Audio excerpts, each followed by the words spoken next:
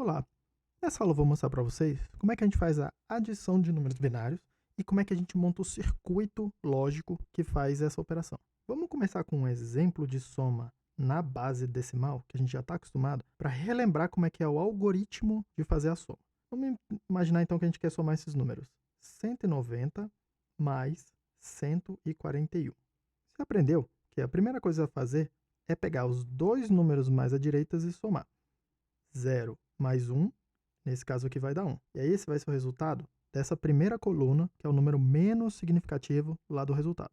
O próximo passo é fazer a mesma coisa para a segunda coluna. Você vai pegar o 9, vai somar com o 4 para obter 13. Só que aqui aparece um problema. Lá no resultado, você vai colocar só o dígito menos significativo da soma que você acabou de fazer. Esse 1, você tem que jogar ele para a próxima coluna. É o que a gente vai chamar de carry.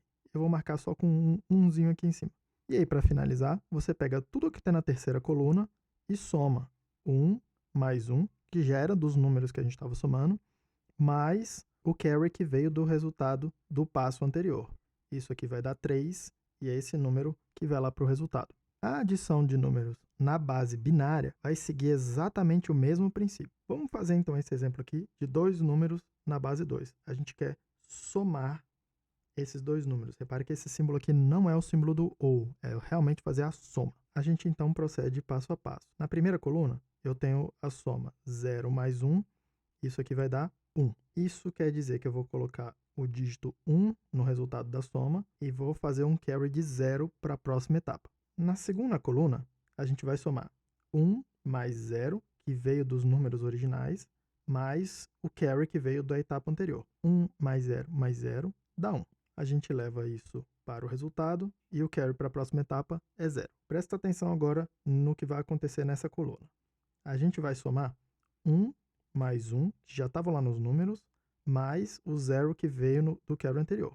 Se a gente tivesse na base decimal, isso aqui daria o resultado 2. Só que a gente está no mundo dos números binários. Eu só tenho os símbolos 0 e 1 para representar esses números. Então, eu vou ter que representar esse 2 como sendo 1, 0. Isso aqui é a mesma coisa que aconteceu no exemplo anterior, quando deu aquele número 13. E aí, lá, a gente procedeu, pegando o dígito menos significativo e colocando no resultado, e pegando o dígito mais significativo e passando como carry para a próxima etapa. Dessa forma, então, no resultado, eu vou botar o 0 e vou levar um carry para a próxima etapa. O próximo passo, então, vai ser somar 1 mais 1, que já estavam lá no número que a gente começou, mais o 1 que veio de carry da etapa anterior. Isso aqui vai dar o resultado 1, 1. E aí a gente vai levar o dígito menos significativo para o nosso resultado e vai levar o 1 do mais significativo como carry para a etapa seguinte. A gente segue sucessivamente dessa maneira até terminar. Se você quiser checar esse resultado, eu acho interessante você converter tudo para a base decimal. O primeiro número é o 190 na base 10. O segundo número é o 141 na base 10. E a soma é aquela que a gente fez no exemplo anterior. Esse resultado aqui é o 331 na base 10. Pode checar. Para construir um circuito a partir dessa ideia, vamos primeiro começar projetando uma caixa preta que consegue fazer a soma em uma só coluna. Esse circuito a gente vai chamar de somador parcial. Ele vai ser uma caixa preta e ele tem duas entradas de 1 bit, um número que eu vou chamar de A e um número que eu vou chamar de B. E ele vai me dar dois resultados. Um primeiro que é a soma, que vai lá para o resultado final, e o segundo é o carry, que a gente passa para a próxima etapa da soma, a próxima coluna.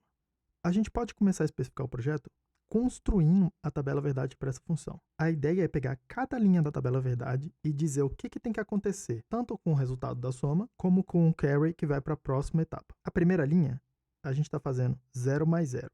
O resultado disso aqui é 0 e não tem carry para a próxima etapa. Então, a gente vai marcar aqui que o resultado da soma é 0 e o carry é 0. Na segunda linha, a gente está somando 0 com 1. O resultado disso aqui é 1 e não tem carry para a próxima etapa. Então, a gente vem na tabela e marca que a soma é 1 e o carry é 0. Na terceira linha, a gente está somando 1 mais 0. O resultado também é 1 e a gente indica isso na tabela. A última linha da tabela é somar 1 com 1.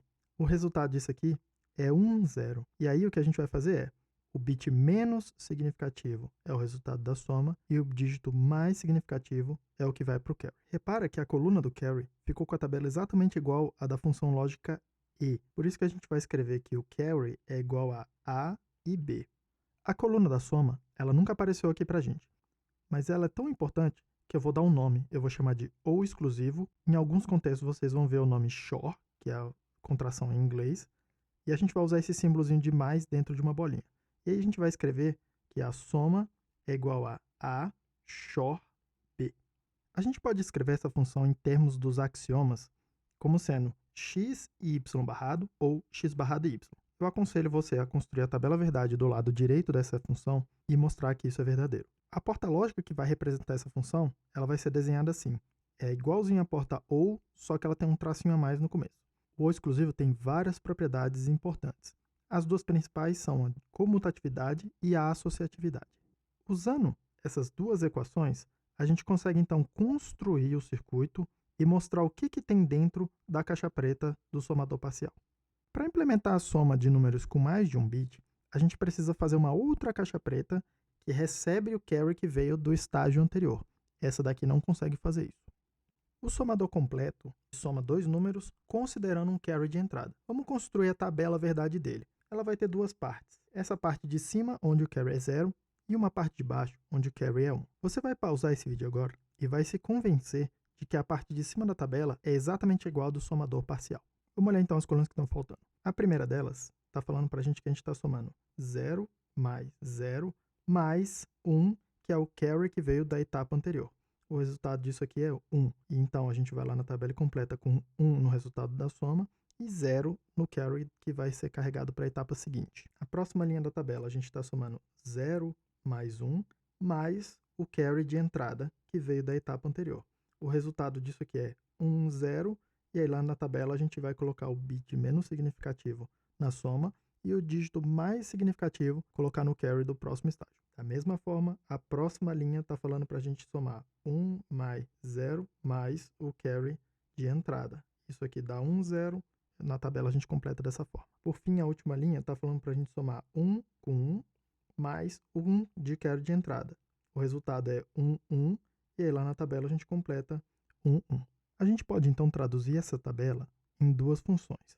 A primeira para o S, a gente vai poder escrever que A shor B shor, o carry de entrada, é o resultado que a gente está buscando na soma.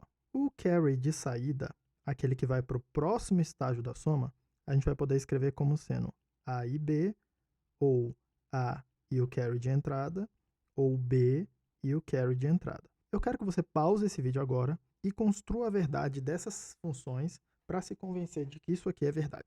Para desenhar o circuito, eu vou colocar as três entradas aqui do lado esquerdo e vamos construir as funções passo a passo. Primeiro a gente faz o shor entre A e B, pega o resultado disso e faz o shor com o carry de entrada. Para fazer a parte do carry de saída, eu vou fazer os três Z's e depois eu vou somar cada um deles. A gente pode fechar tudo isso aqui dentro de uma caixa preta e representar dessa forma mais compacta. Para fazer a soma então de um número com vários bits, o que a gente vai fazer é usar uma caixa preta dessa para cada coluna da soma. A gente começa aqui com o primeiro, vai separar os bits A0 e B0, vai entrar na primeira caixa. Para o carry de entrada, como é o primeiro passo da soma, a gente vai trazer um carry de 0. O resultado da caixa, a gente vai colocar aqui na posição S0, e ele vai ter um carry de saída que vai ser carregado para o próximo estágio. Eu vou construindo esse circuito da direita para a esquerda à medida que a gente vai fazendo essa operação. A segunda coluna, a gente vai separar e vai somar os números A1, B1, são essas partes aqui, vai trazer o carry do estágio anterior, a saída a gente vai colocar nessa posição da soma e vai pegar o carry de saída e carregar para o próximo estágio. O circuito fica assim. E aí a gente repete esse processo até terminar. É bastante comum a gente fechar uma caixa preta em torno dessa composição toda e representar ela dessa forma aqui um pouco mais compacta. Por fim, eu queria chamar a atenção para o seguinte. No nosso exemplo, a gente fez a soma de números de 4 bits, a posição 0 até a posição 3. Na saída, o número também vai ter 4 bits. Só que pode acontecer de o carry de saída ser igual a 1, e aí a gente precisaria de um quinto bit para representar esse número.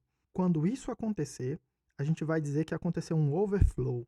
A gente não consegue representar o número só naqueles 4 bits. Vão ter várias máquinas que vão tratar esse overflow como um erro, por isso que a gente precisa indicar ele. Na próxima aula, eu vou mostrar como é que a gente faz a subtração de dois números. Até lá!